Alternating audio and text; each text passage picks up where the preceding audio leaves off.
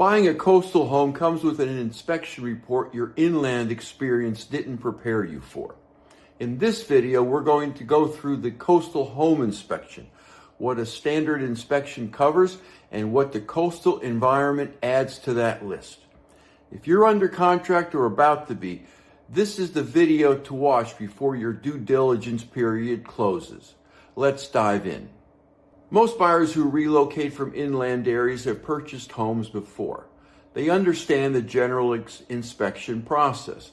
A licensed inspector conducts a visual, non-invasive examination of the property's major systems and components and prepares a report. That process is important. It also is incomplete when applied to a coastal property.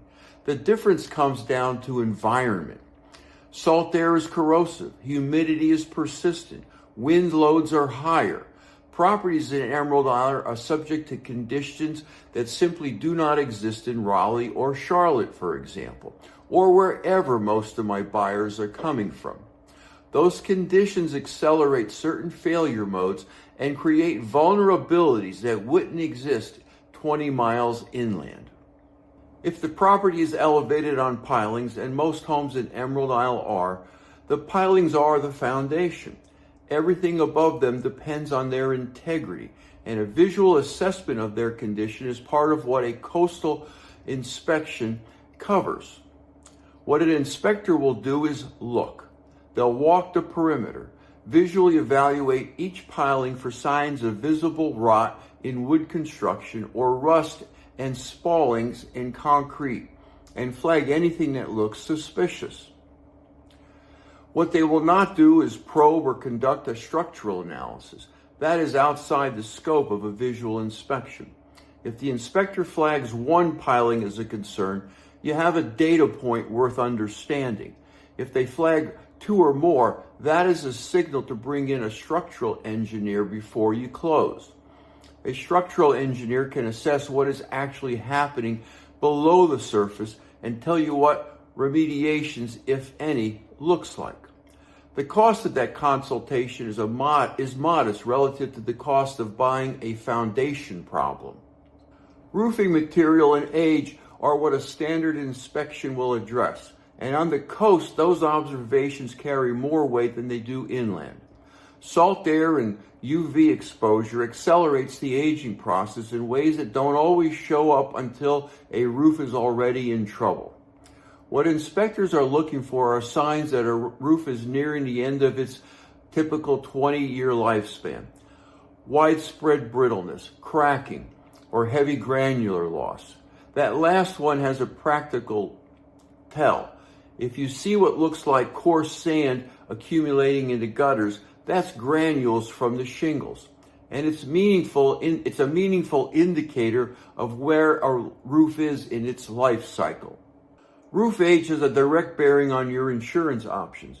Carriers writing wind policies in this market generally want a roof under 20 years old, both to qualify for coverage and to give you access to a competitive field of bidders. A roof over that threshold doesn't disqualify a purchase, but it narrows your insurance options and affects what you'll pay. The seller has no obligation to replace it. That's simply it's simply information for you before you decide whether to move forward. On the other end of the spectrum, if the property has a fortified roof, ask for the certificate. A fortified designation issued through the IBHS Fortified program reflects construction that meets a higher standard of wind resistance, and carriers recognize it. That certificate translates directly into premium savings on your wind policy, and in some cases expands the field of insurers willing to write the property.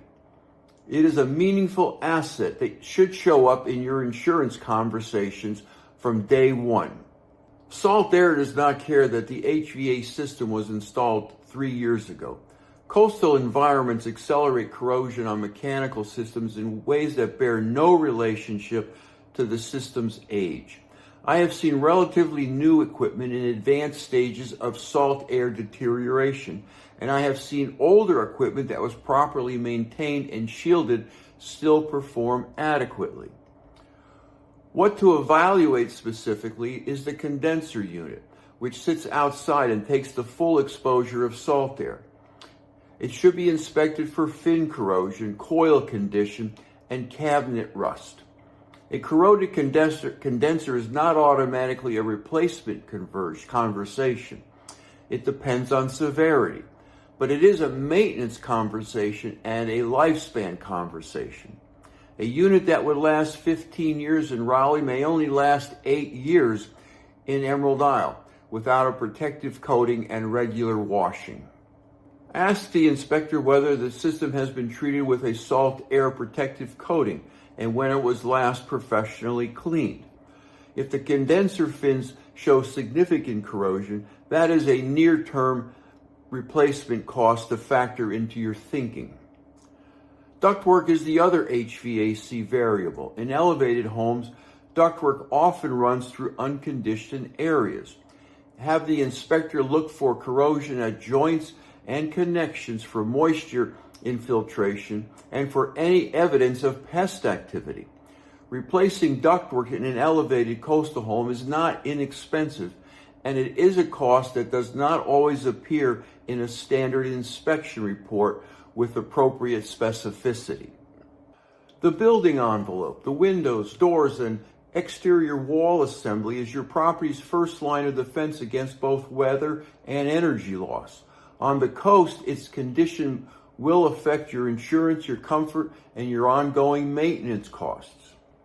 Your coastal inspector will examine frame conditions around windows and doors because water infiltration tends to run along frames and sills first. Soft spots, stainings, or paint failure around windows and door openings can indicate moisture intrusion that has been working its way into the wall assembly. This is not a cosmetic issue. This is a rot and mold conversation. Exterior siding and trim condition matters for the same reason.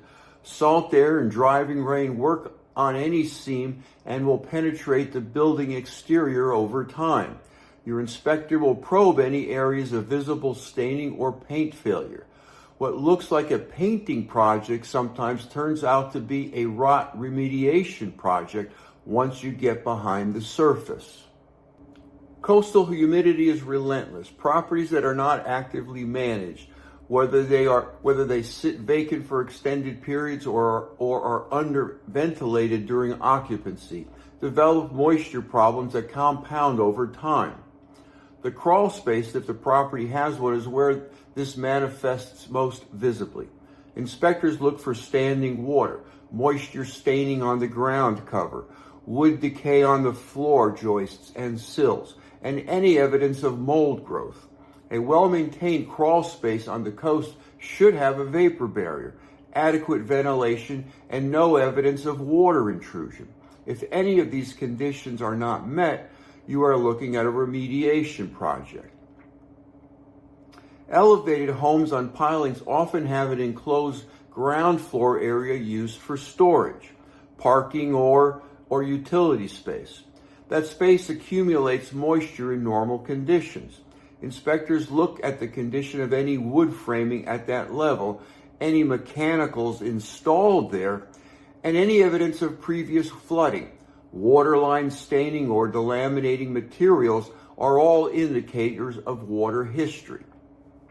At this point, most homebuyers realize that there are more moving parts to this decision than they expected. I moved to Emerald Isle in 2016, and I help people relocate here every day. So I see where people get tripped up when they're trying to make the right call. So I put together a guide that walks through how to think about these decisions, what to look for, what actually matters, and where people tend to get it wrong.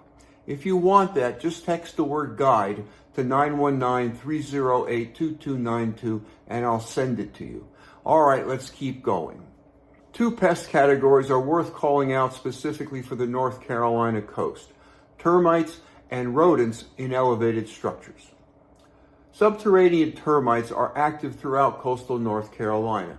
A wood-destroying insect report, a WDIR, is separate from a home inspection, and it is standard practice in this market.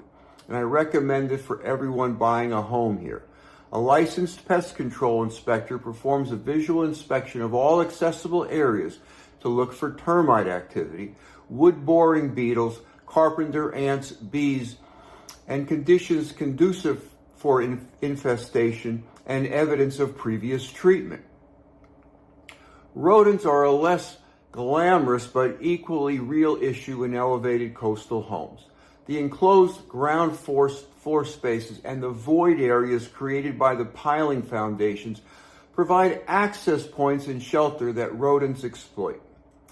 Evidence of rodent activity in mechanicals, chewed wiring, nesting materials in ductwork is a maintenance issue that also has insurance implications. I want to close the content portion of this video with a direct statement about inspector selection, because it is the variable that determines whether any of this actually gets applied to your property. Not all inspectors work the coast regularly. A licensed inspector who primarily works inland properties is trained and credentialed, to be sure, but he may not have the specific pattern recognition that comes from inspecting coastal homes consistently. For example, knowing what piling deterioration looks like at various stages, or understanding how to probe for marine borer damage, or to recognize what salt air HVAC corrosion looks like at the point where it matters versus whether it is merely cosmetic. I keep a short list of inspectors who know this market specifically. If you are working with me, I give you that list. If you are not, ask whoever is representing you to give you theirs. And if they cannot, that is useful information about the depth of their local market knowledge. Most of my clients have limited time, few discretionary days, and demand clarity before they ever get in the car or board a plane. I know the questions they're asking because I answered them myself before I loaded the moving truck. And now for my Denis Fit Test. You are in a position to move forward with confidence if you have scheduled a coastal experienced inspector, you have ordered a separate wood-destroying insect report, you understand the piling types and condition, and you have a clear picture of the roof age, HVAC condition, and building envelope integrity before your inspection period expires. You do not need everything to be perfect.